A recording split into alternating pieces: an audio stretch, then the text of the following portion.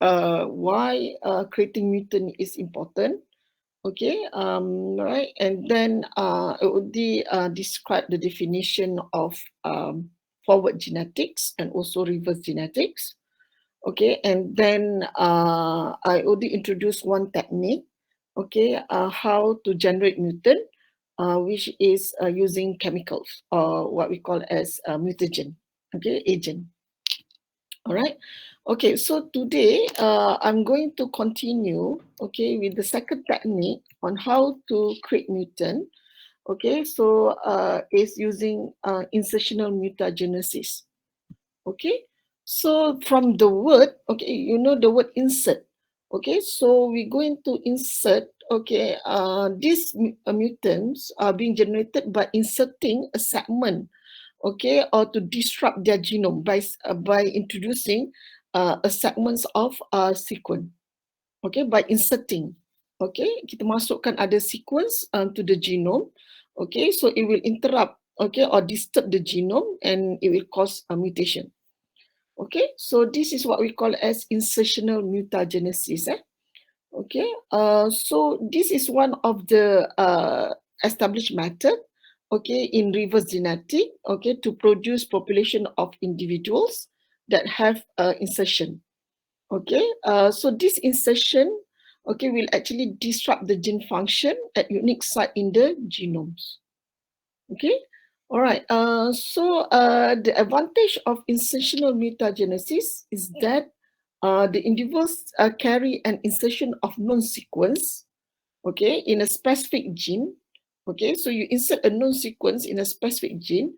Okay, it can be identified using PCR. Okay, so we're going to learn the technique of PCR later. Okay. Which is actually a simple and very it's quite expressive technique lah nowadays. PCR is very simple lah. Okay, so when you want to screen the mutant, okay, you do PCR. Okay, so nanti I will explain the process of PCR. Kita ada dua, when we do PCR, we include two primers. Okay, so one we call as forward primer and reverse primer. Okay, the other one. Okay, so to identify the mutant in terms of when you create using insertion mutagenesis, okay, so one primer is actually the primer specific to the host.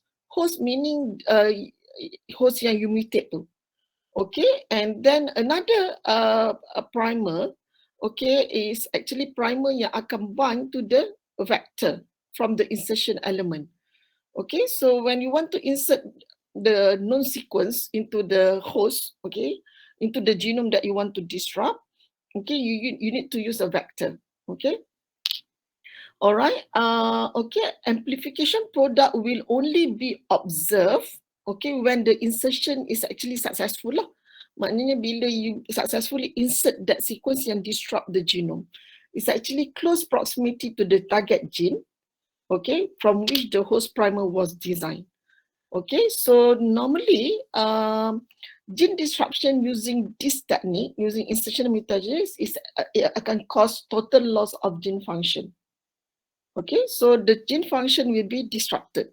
Okay, so the function will be totally lost lah. Okay. All right, and insertional mutagenesis can also be used for activation tagging. Okay, so activation tagging is actually a method to cause overexpression, okay, or ectopic expression of gene of interest. Okay, so insertion mutagenesis ni kita boleh juga use untuk activation tagging, where is actually if you want to overexpress a certain gene, okay, so you can use this insertional mutagenesis. Okay, so a construct, okay, remember when we did the transformation of agrobacterium tu kan, you ada construct kan, plasmid tu, is actually engineered so that it carries a strong promoter. Okay, so you have the known sequence yang you want to insert into the genome. Okay, so sebelum tu you ada strong promoter or enhancer element. Okay, when introduced into the genome, can insert at random position. Okay, so some of this insertion, site will be upstream of the target gene of interest. Okay, upstream, atas. Okay, where they can enhance transcription of that gene. Okay, so the position of the insertion is determined using PCR. Okay, such enhanced expression can create a phenotype even in cases where loss of function mutations are not able to do so. Okay, so this is activation tagging. Okay, for either activation or disruption of gene mutation, the insertion can be detected in the first generation following transformation. Okay, so you imagine you are the plasmid. This is a vector, a construct. Okay, so you are the sequence yang you want to introduce the genome. Okay, so this sequence, when introduced, being transformed to the genome of the plant, okay, so it will disrupt the gene function. All right, so and can be easily followed in a population of plants where the element will segregate in Mendelian fashion. Okay, so insertional mutagenesis is generally generated either by transformation using agrobacterium, okay, derived tDNA construct, or by transposon activation. Okay, so ada two methods untuk insertional mutagenesis. Okay, so first we go to the transfer tDNA mutagenesis. Okay, all right. Okay, you can still follow me? Yes. Boleh ya? Kalau tak boleh, let me know. Okay, kejap saya buka aircon.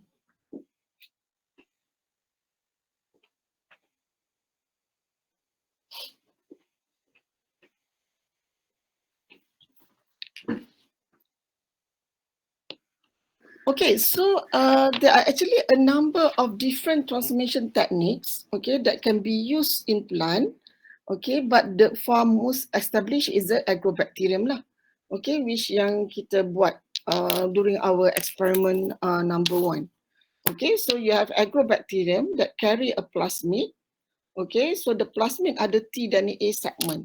Okay, right? So in this process, the tDNA segment of the tumor-inducing plasmid, which is the TI plasmid, from the agrobacterium tumefaciens, integrates randomly into the plant genome. Okay, so the tDNA segment yang tu kita akan introduce using agrobacterium into the plant genome. Okay, it will integrates into the plant genome randomly. Okay, and it will cause disruption or activation of the gene of interest. Okay, depending on the construct used. Okay, so it is technically difficult to clone a gene directly into the tDNA region. Okay, but that's why we use a binary vector system. Okay, where one vector, one plasmid carry the tDNA region, while the other plasmid in the agrobacterium carry the virulent genes. Okay, so this is what we call as binary vector. Okay. All right, so binary, like I explained, involve the use of two separate plasmid. Okay, one carrying the tDNA sequences and the other plasmid carry the virulent genes. Okay, which the virulent genes are needed to infect and transfer to the tDNA into the host. Okay, all right, and so using this system, okay, the first vector can be constructed and grown in E. coli, okay, before transformation into agrobacterium strain. Okay, and then bila kita dah introduce the plasmid into agrobacterium, okay, kita akan incubate this agrobacterium with the explant of plant yang we want to mutate. Okay, all right, so there are several transformation techniques that can be used, but the simplest one is what we call as floral dip. Okay, which I've shown you how to use floral dip, right? Okay, where in Arabidopsis previously, okay, where you simply dip flowers, okay, into agrobacterium, okay, and then we collect the seeds from this plant. Okay, so that and this plant collect seed from this plant and grow on selective media so that only transgenic plants can germinate. Okay, so this is the technique. All right, and this technique is most commonly used in the model Arabidopsis, the floral dip. Okay, so for most plant, okay, we use leaf disc, okay, to incubate with agrobacterium. Okay, so you boleh juga use macam kita buat hari tu agrobacterium dengan tobacco, where we soak the leaf disc in agrobacterium and then place them on callus inductive medium containing herbicide or antibiotic. Antibiotic kalau the selection is based on antibiotic. Okay, which one of the transients on the tDNA confers resistance. Okay, some plants actually resistant to agrobacterium. Okay, it cannot be easily infected by agrobacterium, especially monocot lah.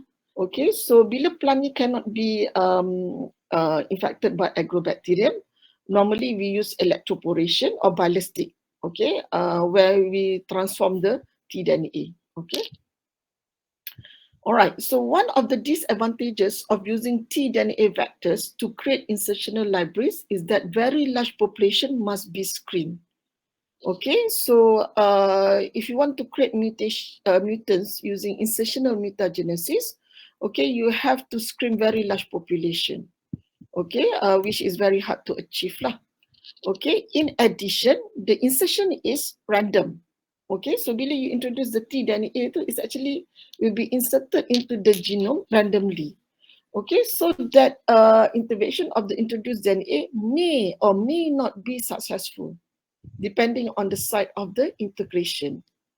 Okay, for some species, large insertion libraries, maknanya mutants have been generated. Okay, so researchers can assess this mutation in almost any gene of interest. Okay, through comprehensive databases. One example is Arabidopsis lah, yang macam kita kata ada banyak mutant being created. Okay, for Arabidopsis. So you boleh go to any database, okay, to study any gene of interest. Okay, these tDNA transformation strategies have been successfully used in many plants for both applied and also basic research purposes.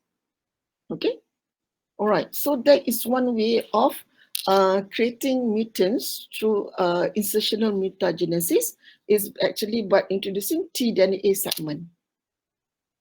Okay, any question?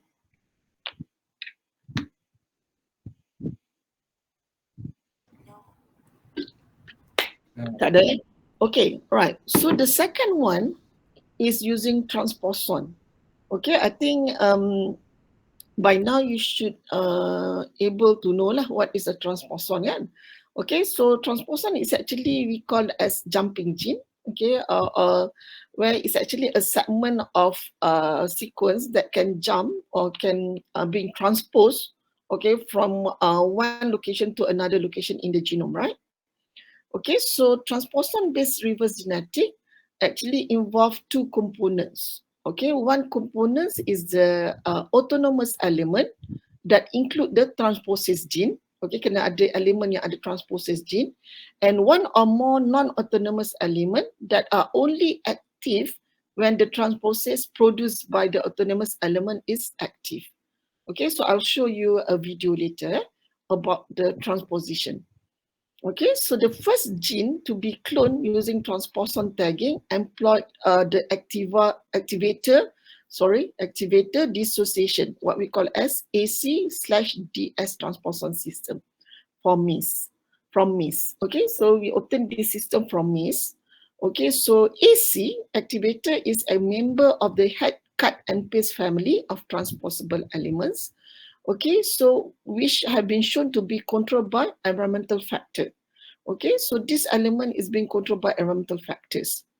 Okay, so another head element, TEM3, has been extensively used in anthrenum because it's actually unique temperature control characteristic, which is actually being activated at 15 degrees Celsius, but not at temperature above 25 degrees Celsius. Okay, so this is what we call as transposon mutagenesis. Okay, while originally transposon mutagenesis is actually possible in plants like maize and anthrenum. Okay, but now due to advancement of technology, okay, so many transposon mutagenesis have been used in many plant lah. Okay, so for example, the ACDS system just now, along with the maize suppressor mutator, has been shown to work in many species other than maize. Okay, and also system which ACDS or SPM transposon tagging has been effective to be used in aspen trees, barley, other cereals, beet, rice, and also Arabidopsis.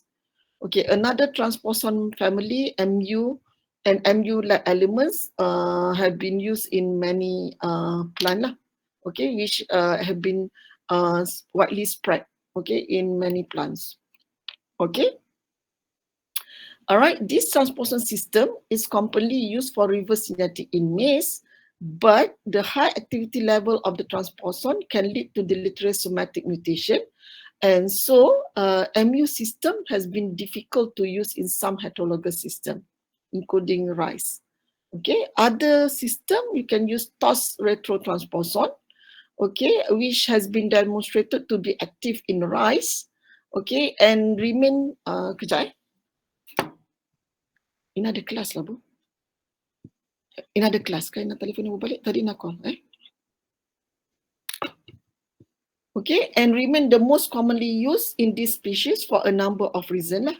This TOS retrotransposon, because this TOS 17 is derived from rice, okay, can be grown and used without the regulatory problem associated with GMO. Okay, so other transposon have been used to create type population. Okay, so tobacco TNT1, okay, has been used in tobacco and Arabidopsis, as well as in legume and also lettuce. Okay, all right. While most approaches to transposon mutagenesis result in random insertion of elements, okay, also random insertion to the genome, transposition from tDNA construct carrying both the transposes and non-alternance element is effective to generate multiple insertion event. Okay, walaupun dia random, tapi dia very effective. Okay, if this system in this system is transposition is inducible, maknanya you need something, okay, to induce the transposition. Okay, for example, heat shock promoter. Okay, then induction of the transposes can result in transmission of the non-autonomous element from the tDNA, okay, generating new mutant lines that have insertion in close proximity to the site of insertion. Okay, so okay, so this is how, okay, you want to select mutants using tDNA or transposon. Okay, so for example, you mutagenize the plant. Okay, you do the transformation, tDNA transformation, or you do using the transposon activation. You grow the T1 plants. Okay, you collect the seeds. You look for the phenotypes, or you extract the DNA. You select the mutants using PCR. Okay, all right. So like I said, I will show you the video of transposition first.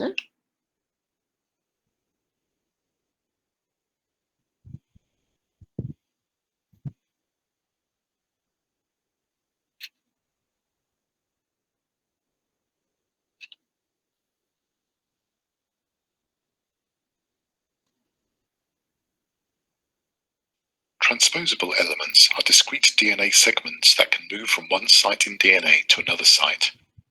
A DNA cut and paste transposable element moves by excision, followed by integration. Transposition begins when the transposase binds to terminal inverted repeat sequences at each end of the transposon. The transposase molecules then pair, bringing together the transposon ends and activating the transposase activity. The transposase then excises the element by generating double-strand breaks in the DNA at each end of the element. The transposase then directly joins the transposon ends to the target site in the target DNA. Note that the positions of strand joining are staggered on the top and bottom strands of the target DNA, such that the ends are flanked by short single-strand gaps. These gaps are then repaired by host repair enzymes to regenerate duplex DNA. This staggered target joining and gap repair results in duplication of the target sequence, a feature characteristic of the insertion of all transposable elements. Excision of the transposon leaves a gap in the donor DNA which must be repaired to regenerate an intact DNA molecule. Okay, so that is the what I call as transposon activation. Okay, any question? Tak ada? Okay, good. All right, good. Okay, so those are the insertional mutagenesis. Okay, and next we move to another method, how you can... My job is to make college easier because students have a lot on their plates, like Harper and econ. Sorry. Okay, so next is you can also create mutants, okay, by using fast neutron. Okay, so where in this technique, okay, the seeds, okay, or the plant that you want to mutate, you take the seeds of that plants are irradiated using fast neutrons, okay, and the lesions are identified using PCR primers that flank the gene of interest. Okay, so so you have a gene of interest that you want to mutate, okay. So you're exposed to the seeds to the fast neutron, okay, and then you extract the DNA, you run PCR, lepas tu bila you tengok PCR, you check the sequence back, okay, tengok ada deletion tak to the gene of interest, okay.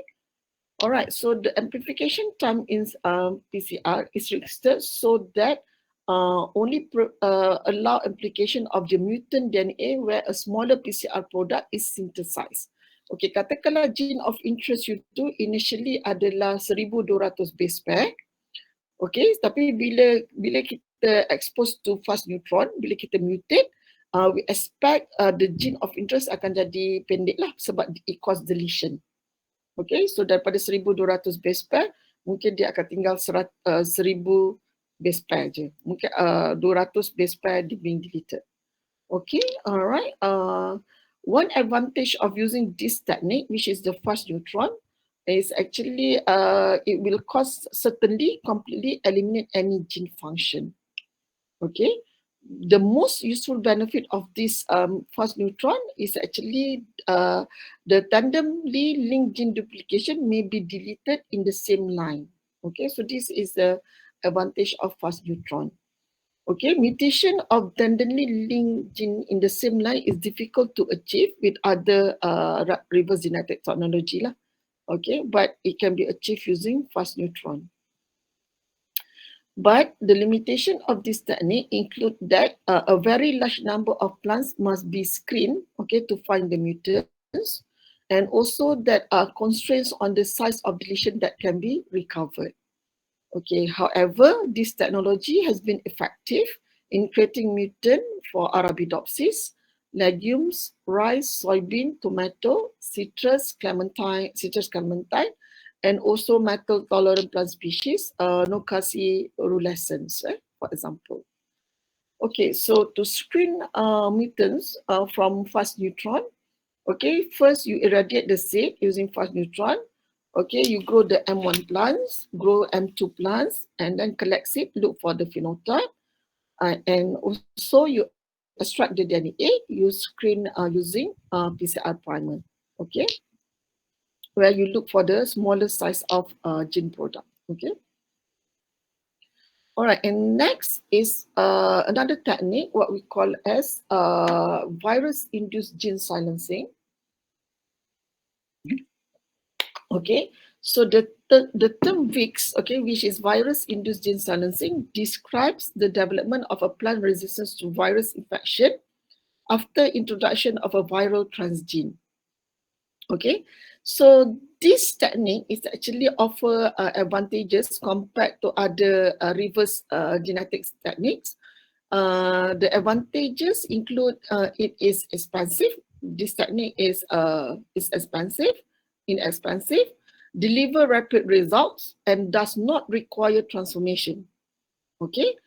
So in addition, because the phenotype is transient, the phenotype yang resulted daripada VIX ni is actually not permanent, it's only transient.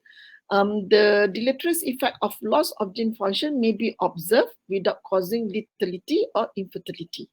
Okay, because the phenotype is only transient, okay, not permanent.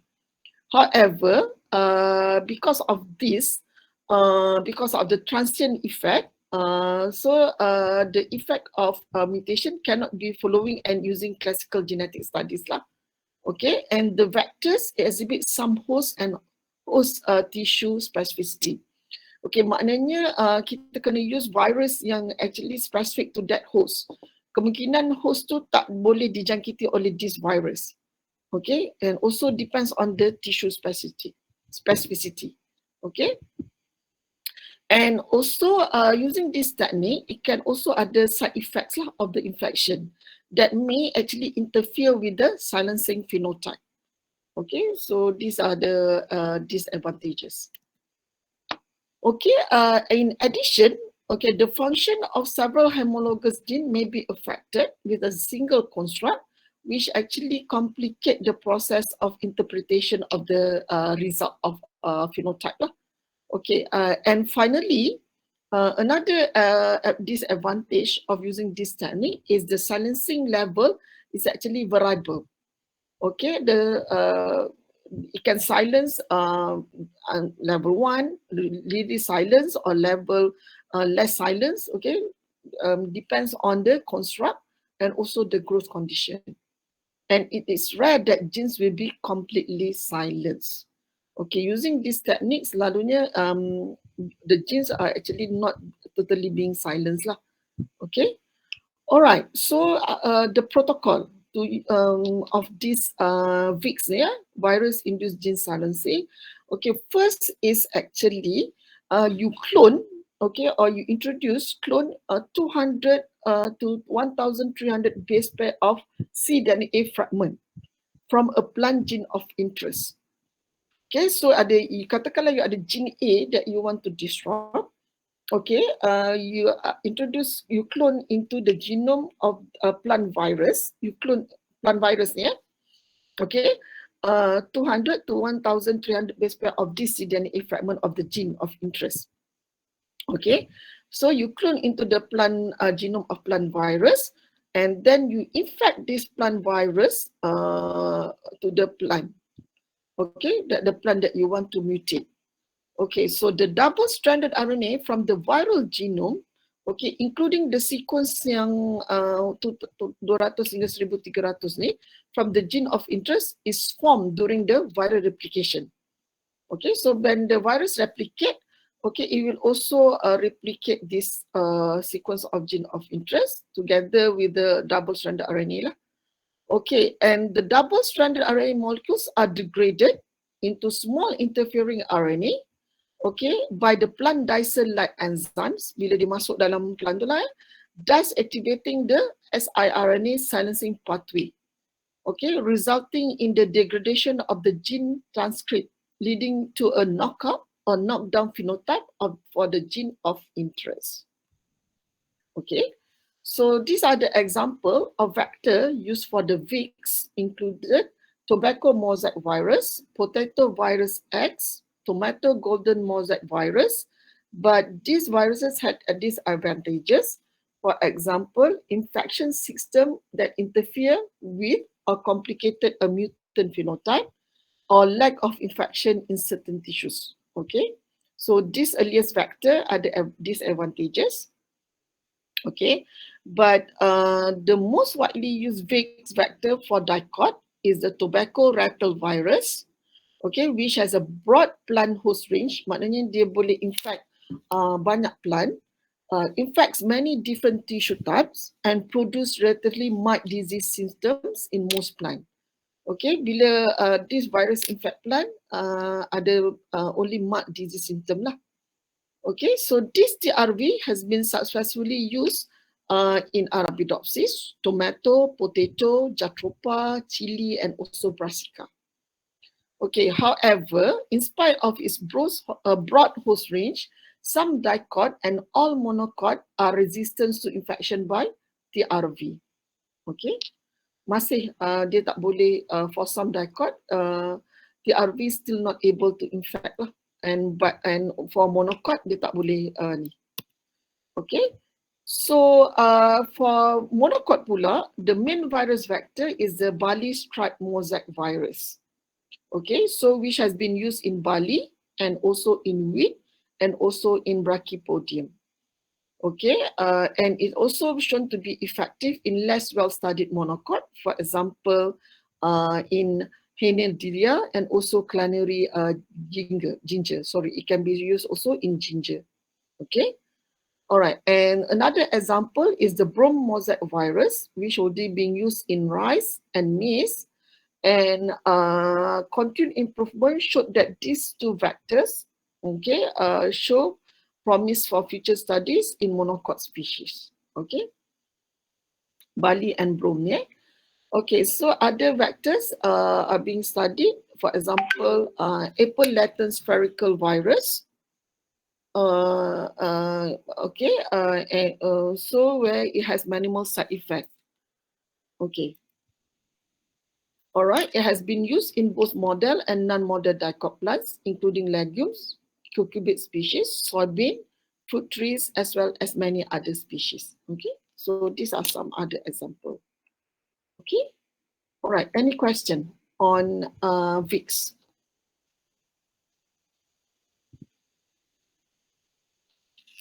Clear ke? So meaning kita introduce, kita clone segment of cDNA element of gene of interest yang we want to disrupt, okay, into the plant virus genome, okay, and then kita infect the plant yang we want to mutate, okay, dengan this virus, okay, and then dia akan cause silencing lah bila dalam masuk dalam plant tu, okay, the gene yang kita target tadi tu. Okay, any question? No. Tak ada boleh? Yeah. Okay, all right. Okay, so kita move to another one, the final one, what we call as RNAi, okay, so which is RNA interference. Okay, so nanti I show the video, okay, daripada video tu you'll be able to understand lah macam mana kita buat RNAi ni. Okay, so for the RNAi technique, actually kita produce a construct, okay, where this construct akan produce double-stranded RNA, okay, complementary to the gene of interest yang kita want to mutate. Okay, so kita ada construct of double-stranded RNA, okay, which we introduce into a cell, okay, plant cell, where it activates the RNA silencing pathway. Okay, and it will degrade some or all of the transcript from the gene of interest. Okay, so there are several techniques commonly used to activate the RNAi pathway in plants. Okay, but the most popular strategy involves transformation with a construct encoding a hairpin RNA structure or the use of artificial microRNA. Okay, so for the hairpin RNA technique, reverse transcriptase PCR is used to amplify a region in the gene of interest, okay, which is then cloned into a vector, okay, that creates inverted repeats of this region. Okay, so the vector will also typically carry a promoter, okay, that will allow expression of the transgene at the time and at the tissue desired, okay, along with selectable marker lah untuk select. Okay, when this region is transcribed, the product acts as double-stranded RNA targets for the small RNA silencing pathway genes that normally target endogenous transcript for degradation.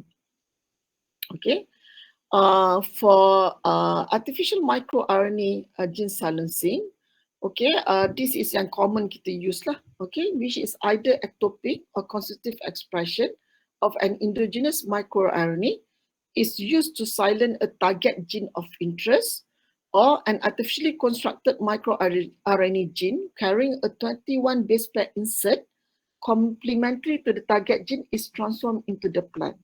Okay, so where you have 21 base pair insert, okay, this 21 base pair insert is actually complementary to the target gene that you want to mutate. Okay, so this 21 base pair insert is transformed into the plant where it acts in the endogenous microRNA silencing pathway. Okay, so in modern RNA techniques, it may involve the use of promoter, okay, that are temporarily or spatially specific, or you can induce using chemical or abiotic factor. Okay, so the advantages of using RNAi for reverse genetics include the fact that a partial loss of function can be achieved, okay, when complete loss of function might be lethal. Okay, so if a gene that you want to mutate, kalau you mutate completely, it cause loss of function, pokok tu akan mati. Jadi you kena buat partial loss of function to study the gene kan. Okay, so this can be achieved using RNAi. Okay, and the silencing is actually directed at specific gene. Okay, so you don't have to screen very large population because the silencing is very specific. Okay, and in addition, transcripts of multiple genes from the same family can be silenced by a single construct. Okay, and another advantage is many plants have undergone partial or complete pollination at some stage during it. Okay, so this can and public website has been created, okay, to design microRNA. Okay, so you can refer to this website, okay, to design a microRNA. Okay. All right, so the technique to do this RNAi, okay. So first, you construct, okay, double-stranded RNA. You introduce as a transgene, double-stranded RNA. You introduce as transgene, okay, and then bila dia masuk dalam plant, okay, dia akan recruit what we call as the enzyme dicer. Okay, the dicer will cleave the double-stranded RNA into short 20 to 25 base pair long fragments called small interfering RNA. Okay, so in plant, the RNA-induced silencing complex then distinguish between the two small interfering RNA as either sense or antisense. Okay, the sense strengths are degraded. And the antisense, well, the antisense are incorporated into the RIS. Okay, so these are used to guide to target messenger RNA. So this messenger RNA you want to disturb. Okay, and the messenger RNA which code for amino acid are cleaved by RIS, and the activated RIS can repeatedly participate in mRNA degradation, which inhibit the protein synthesis. Okay, so this akan cause creation of mutant. Okay, so sekarang saya show pula video on of RNAi. Okay.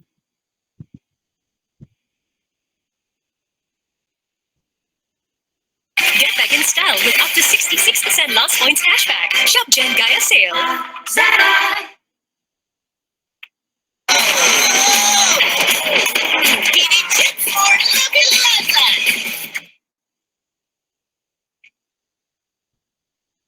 Hello and welcome to today's talk about RNAi or RNA interference. I'd like to introduce with explaining the usual processes that happen in a cell. That can be summarized with the central dogma of molecular biology.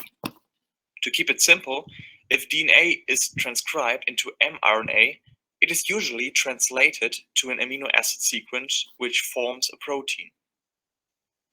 But Craig Mello and Andrew Fire discovered that double-stranded RNA had silencing effects to complementary mRNAs.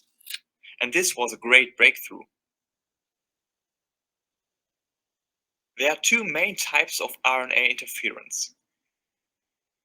On the one hand, we have the siRNA, which is normally used to silence genes in model organisms. And there are also microRNAs, which are non-coding RNAs that form these hairpin structures. Now we want to talk about the mechanism of how RNA interference works.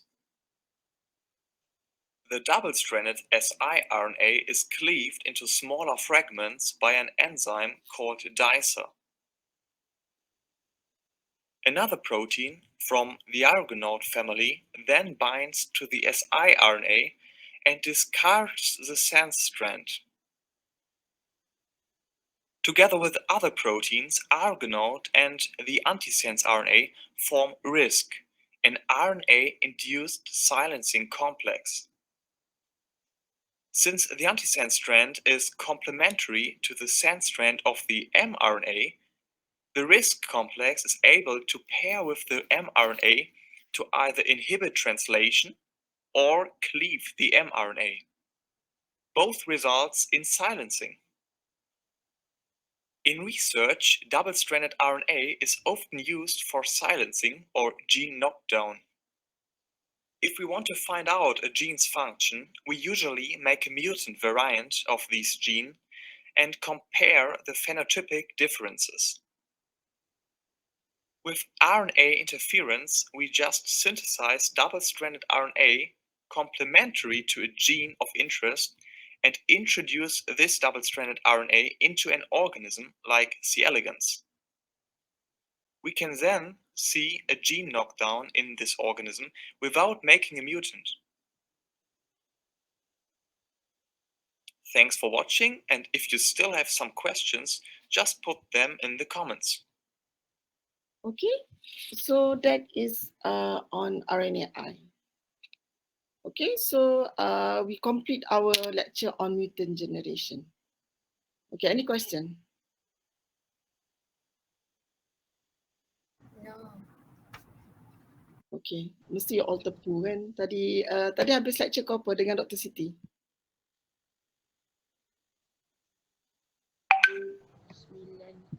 9:50. 9:05. Okay, kita rest kejap. Okay? Okay, Doktor. Okay. Okay.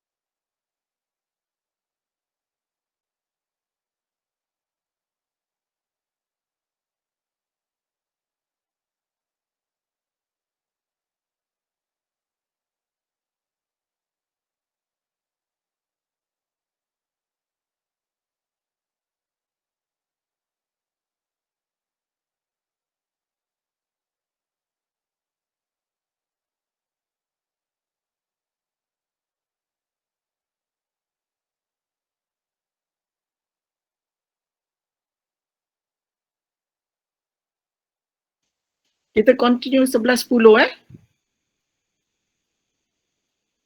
Okey, doktor. Okey, doktor.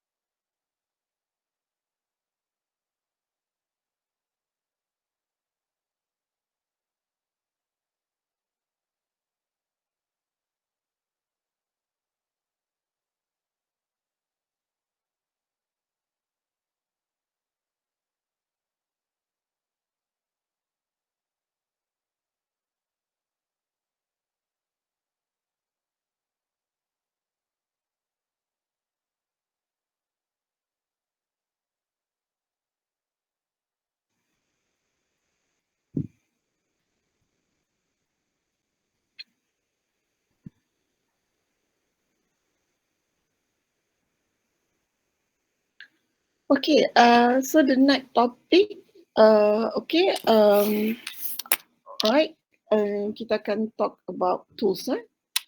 Okay, before saya terlupa, saya nak beritahu lah. Okay, format exam. Okay, so the duration of the exam is 2 jam setengah. Okay. And I have 20 soalan MCQ. Okay. So MCQ tu you tak perlu dekat macam OMR right? You tulis jawapan tu dekat answer script. Okay. Booklet. So you tak perlu bawa pencil lah. Okay. So,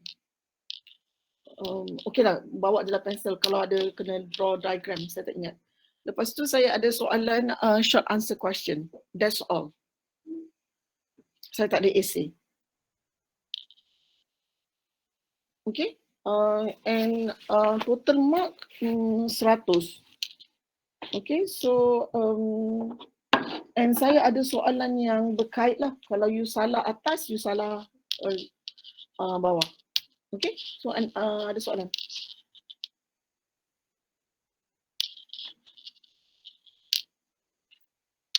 So any question?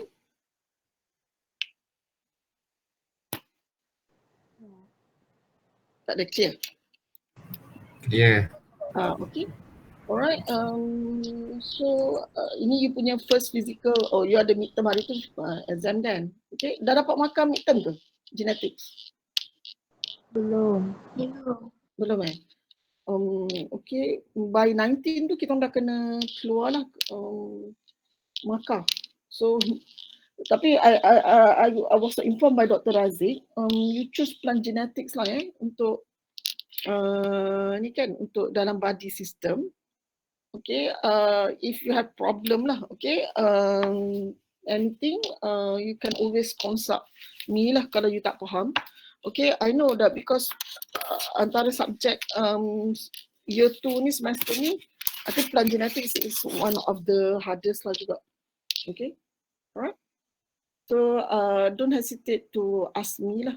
Okay, kalau you tak faham, you can always for consultation lah. Right? Alright, it get lagi susah jadi susah lagi susah, betul lah. Okay, alright. So I'll share my slides on ni.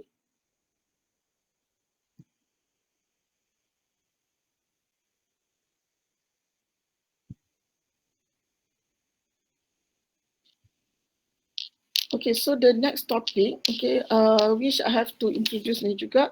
Okay, from this topic you'll be able to do your video lah. Untuk ni for DNA sequencing. Okay, so I hope I be able to finish the lecture on tools for plant genetic and molecular analysis. Okay, alright. Boleh nampak ke slide saya? Boleh. Okay, so there are few tools lah. Sebenarnya ada banyak tools, okay, that we use when you want to study plant genetic, and also for molecular analysis lah. Okay, but I will introduce you a few yang very basic lah. Okay, alright. So the first one that I'm going to introduce to you is PCR. Sorry, saya tak tulis info, which is actually polymerase chain reaction. Okay, so this technique is actually being invented by Dr. Carrie Mullis. Okay, so we use this technique a lot. Okay, macam you pun tahu macam bila kita nak detect COVID pun kita pakai PCR kan. Okay, so to detect the presence of the gene of COVID-19 punya ni lah SARS ni kan. Okay, so it's actually is in vitro technique. In vitro maknanya kita buat in the lab, which actually allow the amplification of a specific DNA region. Okay, so you have the specific DNA region yang you want to amplify, okay, that lies between two regions of known DNA sequence. Okay, so when you want to do PCR, okay, dalam PCR tube ni, you campur oligonucleotide primer, okay, which is a primer, okay, untuk startkan synthesis. You add enzyme DNA polymerase, okay, in the presence of the NTPs, the dinucleotide, okay, dideoxynucleotide, okay, deoxynucleotide, not dideoxy, okay, under suitable condition. Okay, so basically, PCR ni, when you say amplification, is actually similar to the process of replication, okay, DNA replication. Okay, as a basic, you know, kan, nucleotide consists of phosphate group, sugar, and a base. Okay, and the base are attached to a sugar by the molecule deoxyribose, and each sugar is actually joined by what we call as phosphate group lah. So ada sugar via a phosphate group, okay, and then linked to the phosphate group, the 5 and 3 prime carbon, okay, and hence single-stranded DNA will have a 5 prime end and the 3 prime end, okay. All right, so 5 prime end is the phosphate group ni lah, okay. All right, so this is the process of replication. Just to refresh your memory about process of replication, where it requires primer. In this case, RNA primer, but in PCR, kita use DNA primer lah. Okay, so we need enzyme polymerase. Okay, you need, it's a similar process, like I said, because first you need to separate the double-stranded DNA into 2 single strands. Okay, and then extension, okay, nucleotide akan ditambah daripada primer tu, okay, lepas tu dia akan tutup balik, okay. Alright, so these are the basic components, okay, to do PCR. Okay, so the DNA template is the template that the gene or the segment that you want to amplify. Okay, you add DNA polymerase to the tube, you add the NTPs, you add primers, and then buffer. Okay, so this is components or chemicals yang kita add dalam PCR tube. Okay. Alright, so this is what happened after you mix this mixture. Okay. Okay, then you masuk PCR tube tu dalam PCR machine. This is what happened inside PCR machine. Okay, so like I said, it's actually similar to the process of replication. Okay, so where the double-stranded DNA, you nampak double-stranded, need to be denatured. Okay, need to be separated into 2 single strands. Alright, alright. So this is what we call as denaturation. Okay. Alright, so remember then we add primers kan tadi. So the next step is what we call as annealing. Okay, so where kita ada 2 primers, forward primer and reverse primer. Okay, so the primers, the sequence of the primers is actually complementary to the segment that you want to amplify. Okay, so dia akan anneal atau bind, okay, to the template. Alright. So this is hybridization of the oligonucleotide primers to the template. Okay, ataupun this process we call as annealing. Okay. Alright, so bila you do PCR, okay, just now kita cakap about PCR component. Okay, so we have PCR cycle, PCR profile. Okay, so like I said, denaturation. Okay, the first cycle, okay, the first step is denaturation, okay, where we need to separate the double-stranded DNA into 2 single strands. Okay, so you know that A and T bind with berapa bond? Berapa hydrogen bond?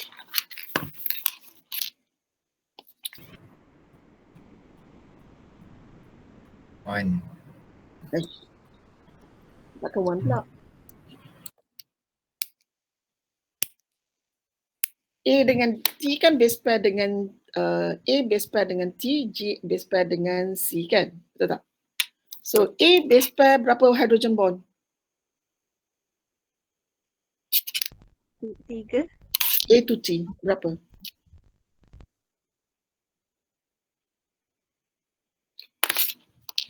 Tiga. A to T bukan 3, 2. 2. Okay, G and C 3. Okay. So this we need to break this hydrogen bond. Okay, so because A dengan T base paired with 2 hydrogen bonds, while G and C 3 hydrogen bonds. Okay, so it requires very high temperature to separate this bond. Okay, normally we set the PCR machine for the process of denaturation is at 95 degrees Celsius. Okay, all right, and then the next step is annealing, where the primer bind to the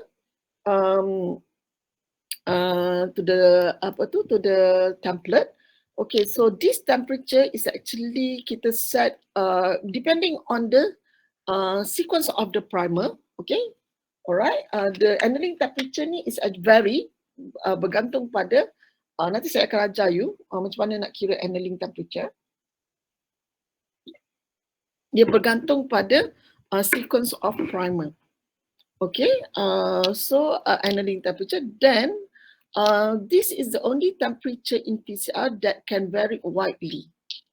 Okay, so you kena estimate lah annealing temperature. Okay, so I will teach you how to ni. Kalau you choose, if it is chosen for the optimum binding of the primer to the correct template. Okay, with a minimum binding of them to other non-specific sequence. Okay, so we want this primer, okay, to bind to specific to the template, bukan ada sequence yang lain. Okay, so if the annealing temperature is being set too low daripada optimum temperature tu, the primers will bind at other position on the template. Okay, this will result in false products or no detectable products at all.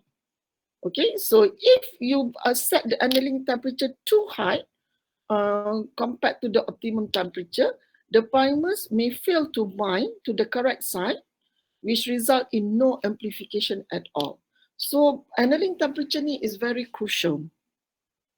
Okay, so the temperature needed will depend on the exact sequences and length of the primers. Okay, so how to calculate annealing temperature? Okay, listen to me carefully. Annealing temperature is normally 5 degrees lower than melting temperature. Okay, all right. So the melting temperature, first you calculate melting temperature. How to calculate melting temperature is, okay, this is the formula.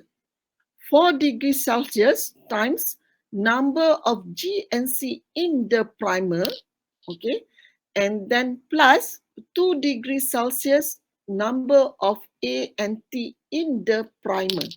Okay, so this is how you calculate melting temperature. Okay, so katakanlah you dapat melting temperature you berdasarkan primer you okay, is 60. Jadi annealing temperature you kena tolak 60 tolak 5. So the annealing temperature will be 55. Okay, faham Okay, so in the primer number of G and C in the primer, nanti saya ajar you macam mana nak design primer. Okay, so nanti you kena kira lah. Okay, nanti saya ajar. Okay, alright. So then after annealing, okay, the next cycle is extension.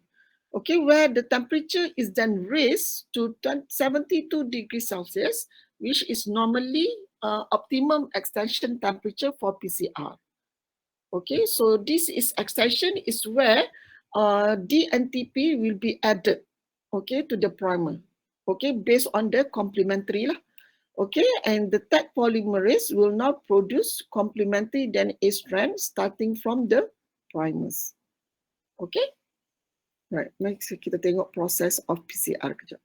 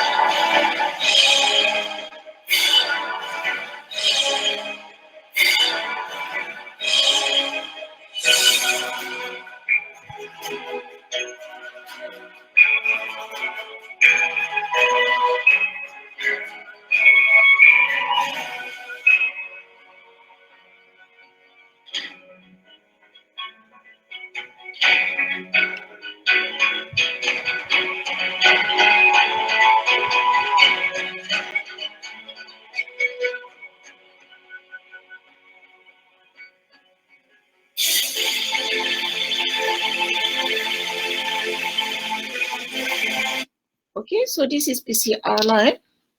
Okay, so I think I've shown previously the video of PCR. Okay. All right. So for extension, we use Taq polymerase. Normally, we use Taq polymerase. Okay. Because Taq polymerase is a heat-stable enzyme. Okay, because extension is normally happen at 72 degrees Celsius, kan? Okay, and then tadi kita add semua tu, okay, even denaturation at 95 degrees Celsius. So Taq polymerase is actually heat-stable enzyme lah. Taq stand for thermus aquaticus.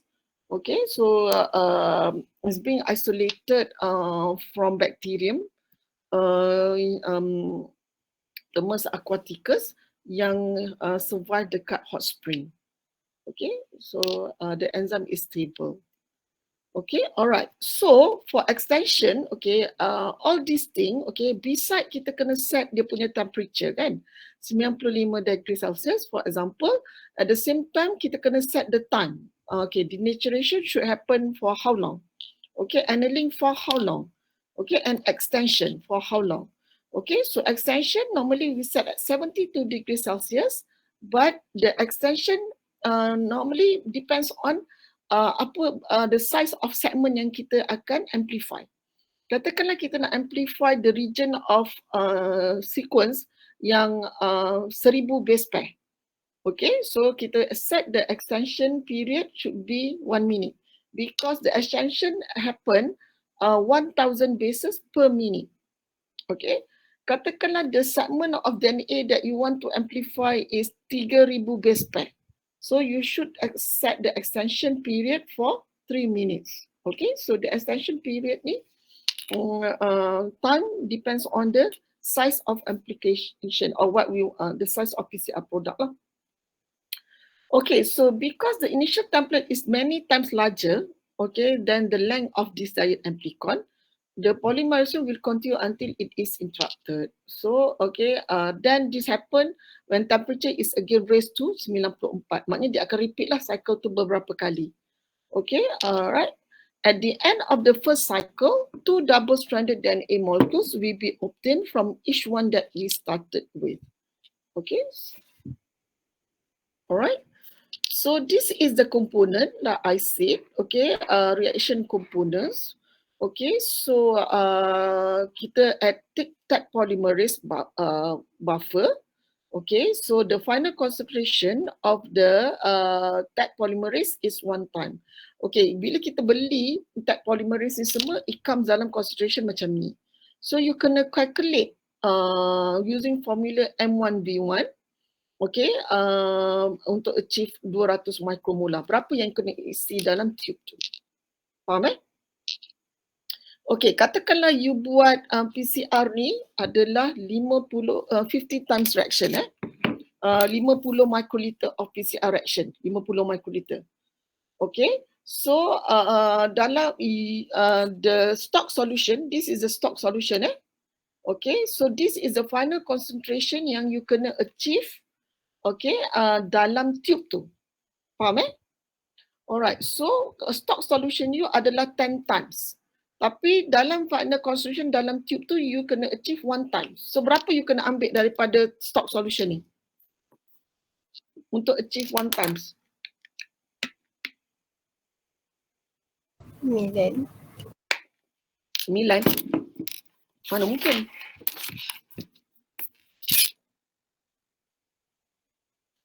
Okay, dalam tube tu, dalam PCR reaction tu, you kena ada 50 microliter reaction. Ya? Okay, so sekarang ni, you bayangkan PCR tube ni, saya nak achieve final concentration 1 times of Taq buffer. Sekarang you ada stock 10 times. Okay, so berapa daripada stock you kena ambil, masukkan dalam PCR tube, dia jadi 1 times.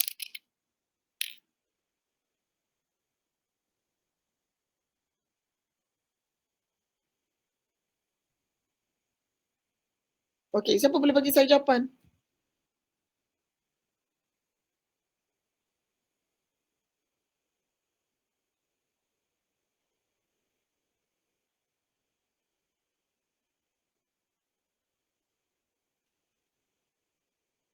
Berapa cepat?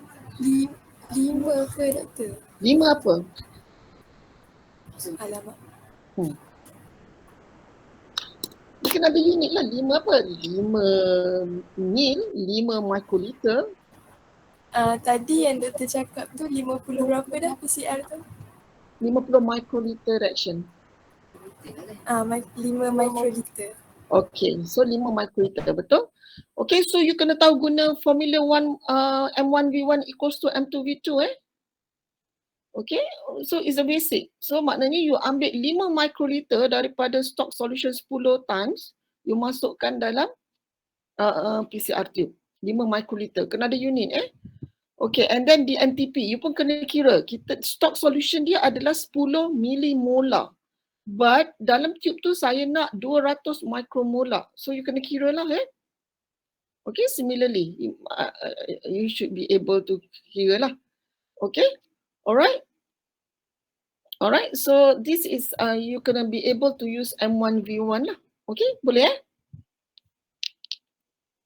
Alright, so this is, okay, so bila dia dah campur semua, okay, you kena calculate berapa semua. Lepas tu, kalau tak achieve 50 microliter, memang tak achieve lah. So you top up dengan distilled water.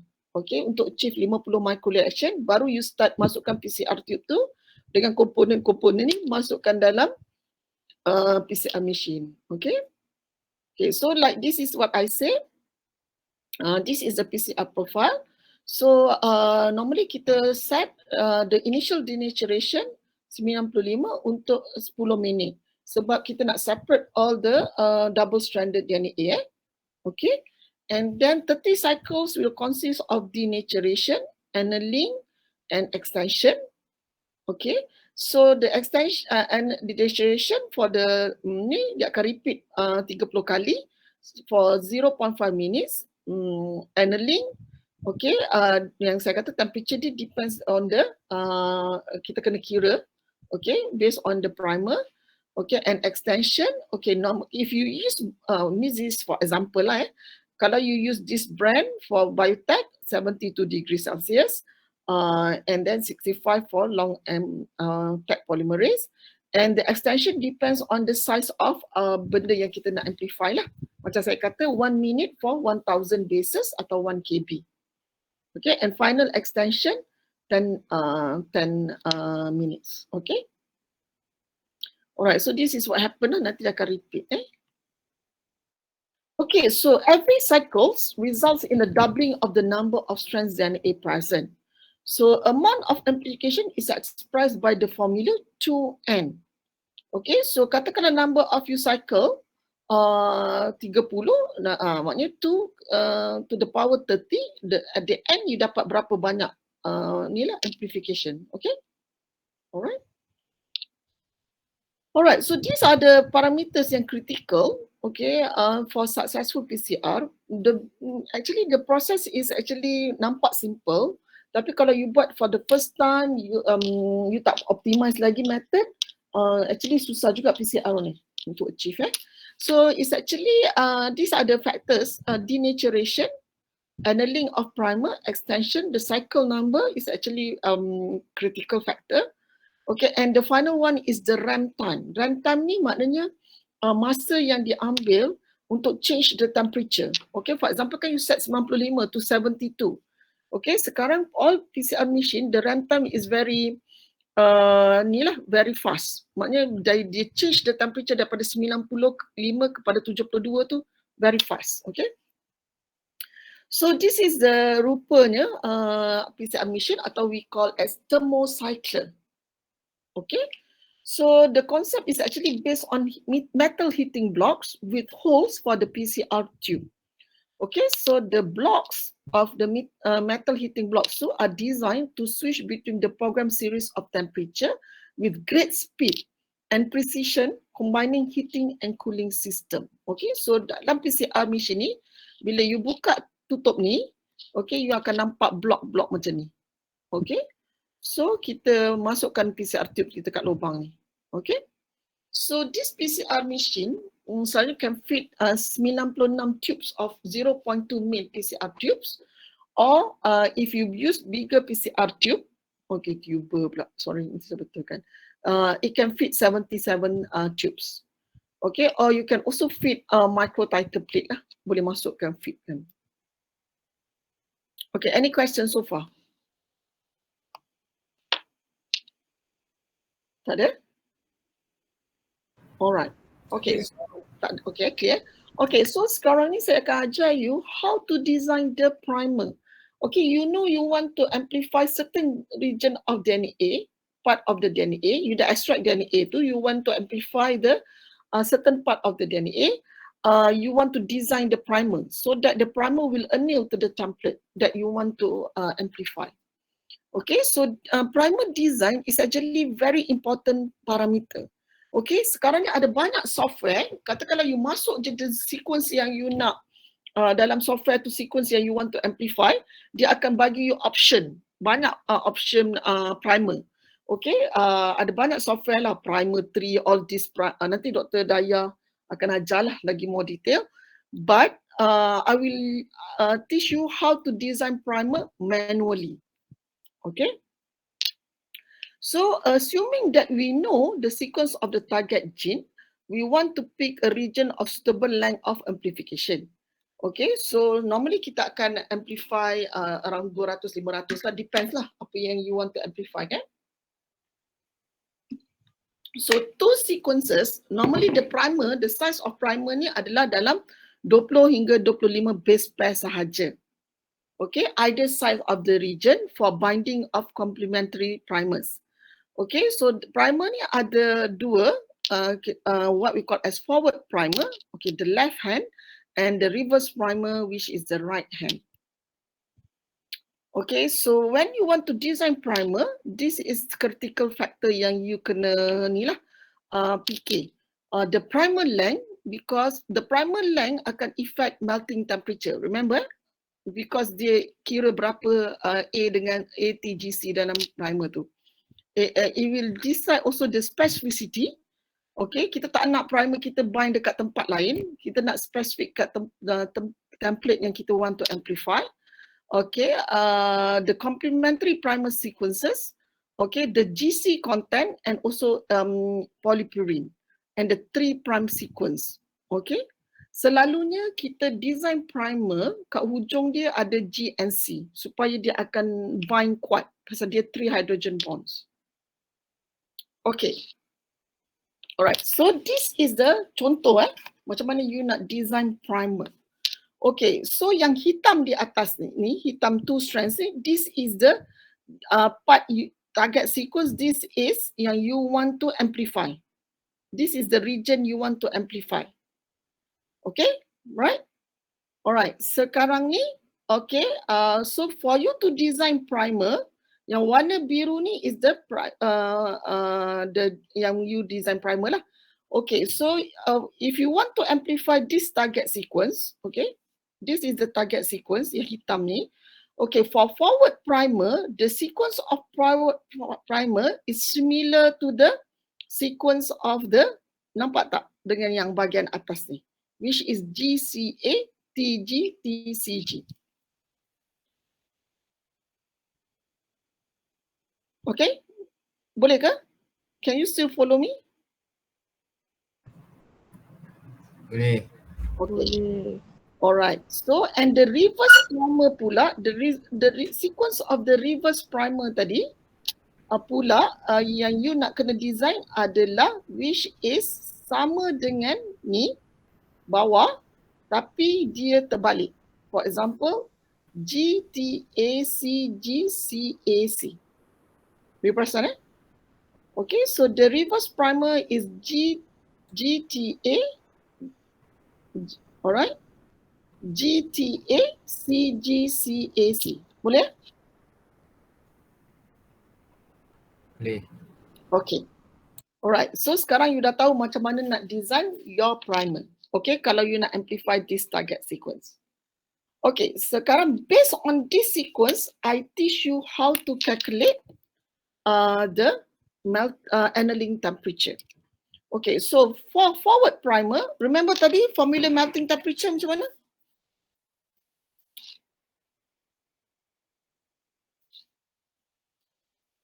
Okay, so formula melting temperature is 4 times degree Celsius kali berapa number G and C, okay? Alright, betul tak? Berapa G and C sekarang ni dekat forward primer? 1, 2, 3, 4, 5, betul tak?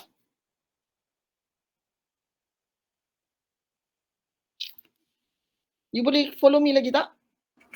Boleh doktor. Okay. Alright, and plus 2 A and T. Berapa A and T? 1, 2, 3. Okay.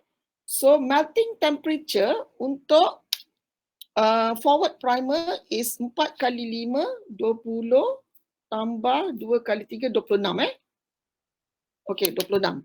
Tapi remember, annealing temperature is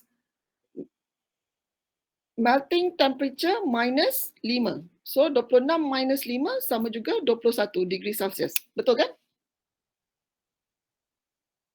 Betul. Okay, so annealing temperature untuk forward primer adalah 21 darjah Celsius. Okay. And untuk reverse primer berapa annealing temperature? Cuba you all kira.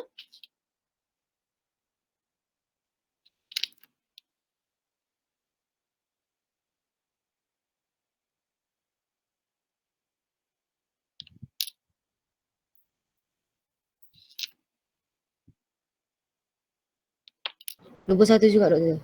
Okay, 21. Okay. Alright. So sekarang bila you dekat PCR machine, you boleh set satu je annealing temperature. Maknanya you set dekat PCR machine 21 degree Celsius. Okay?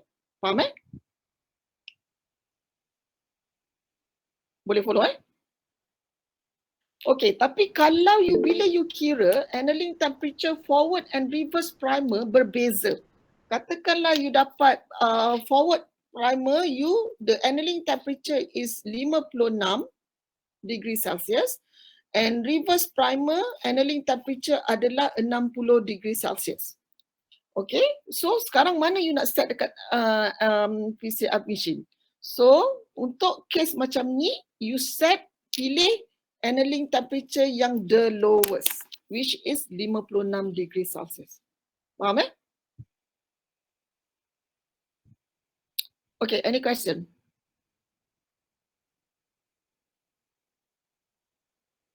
Tak boleh follow Okay, alright, good. Kalau boleh follow, okay. Alright, so that is on PCR, the normal PCR conventional, but now I want to introduce you to another type of PCR, what we call as RT-PCR, which is reverse transcription PCR. Okay, so you know the process of reverse transcription is actually converting mRNA, okay, into cDNA, right? Because it's a reverse process of transcription. Transcription is you ada DNA, you convert to mRNA. Betul tak? That is transcription. But this is reverse transcription where, okay, you convert mRNA into cDNA. Okay, so for reverse transcription, there are two processes involved. One is isolation of mRNA. Okay, so later you're going to convert this mRNA, okay, into cDNA. All right. So most of the RNA in the cells, okay, kita ada banyak RNA, different type of RNA, right? But most of the RNA in the cell are consist of tRNA and also ribose RNA. So when you extract RNA, total RNA, okay, you want to obtain, if you want to do cDNA, if you want to construct cDNA, you have to purify the mRNA. Okay, so we know that from the nature of eukaryotic cells, mRNA contain poly-A tail. Betul tak? There are the stretches of AAA at the 3' end. Okay, so this feature is important because it can be used to isolate mRNA. Okay, you tak nak, bila you isolate RNA, you extract total RNA, semua RNA. Tapi bila if you want to construct cDNA, you only want mRNA. So using this feature of poly-A tail of mRNA, okay, you can isolate mRNA. Okay, so you know that this poly A tail, A akan bind dengan T, right? So you boleh guna column yang ada oligo DT sequences. Okay, so to purify mRNA. Okay, so this is the mixture of mRNA and other components, and then you ada oligo DT base. Base ni ada sequence of TTTT. Okay, so you masukkan dalam column ni ada base yang ada oligo DT. Okay, so you masukkan mixture of mRNA. Okay, so the mRNA will bind to the oligo DT base. Because A dia tu poly A tail of mRNA akan bind to the TTT. Okay, so other components will not bind. Okay, so bila you wash the column, okay, alright, the mRNA akan using elution buffer, only mRNA akan keluar lah, yang ada components tu takkan ni lah, alright. Akan dia boleh discard lah. Okay, so bila elution buffer, kita akan dapat purified only mRNA. Okay, so this is how we isolate mRNA. Okay, any question? Alright, so this is imagine So you ada ni is the column. Column ni ada bits of oligo DT. Okay, so when you add wash buffer, okay, since the mRNA only bind to oligo DT, only non-mRNA components will be washed through. Okay, so but when you add, you wash with elution buffer, mRNA akan being eluted. So you boleh collect the purified mRNA. Okay, so any question? Tak ada Alright, so you dah dapat purified mRNA. Now you want to convert this mRNA, okay, to the to cDNA, okay, for reverse transcription. Okay, so the presence of poly A tail is also useful, okay, for reverse transcription, okay, to synthesize cDNA. Okay, we know oligo DT primer. Okay, for reverse transcription, we also use primer, but we use oligo DT primer. Okay, because this primer will bind to the poly A tail. Okay, so we add oligo DT primer. Okay, reverse transcriptase. We will extend this primer using mRNA as the template, and will produce a single-stranded cDNA copy. Okay, so now a double-stranded heteroduplex molecule is obtained with one DNA strand and one RNA strand. Okay, so the next step is to replace the RNA with DNA of the same sequence, producing the final cDNA molecule. Okay, so this can be done by degrading the RNA strand by alkali treatment. Okay, this leaves the cDNA strand largely in single-stranded form. Okay, nanti kita tunjuk ni. Single-stranded nucleic acid tend to form secondary structure, looping back.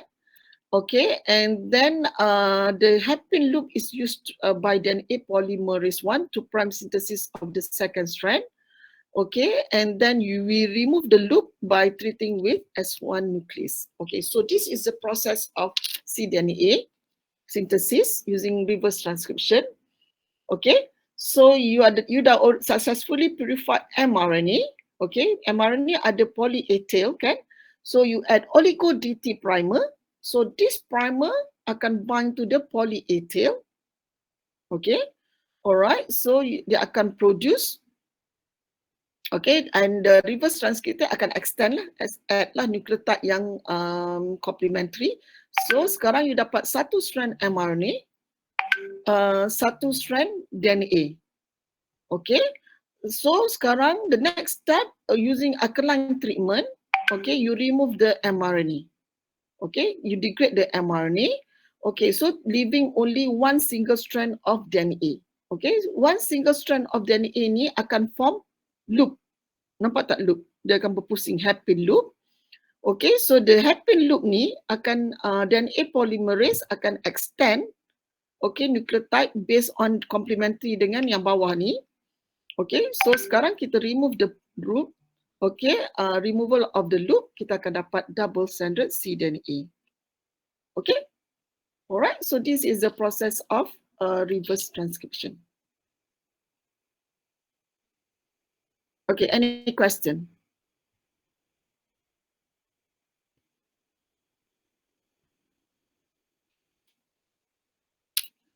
Okay, any question? No.